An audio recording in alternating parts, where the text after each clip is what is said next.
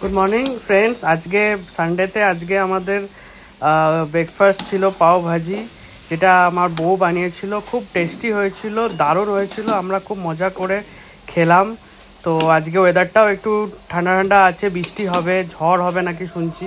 তো ওই জন্য আজকে সকালবেলা চটপট আমরা ডিসাইড করলাম যে একটু পাওভাজি বানাবো। তো আমি বাজার থেকে পাউরুটি নিয়ে এলাম, আর ও পাওভাজি মশলা বানিয়ে আমরা সবাই মিলে ব্রেকফাস্টটা করে নিলাম।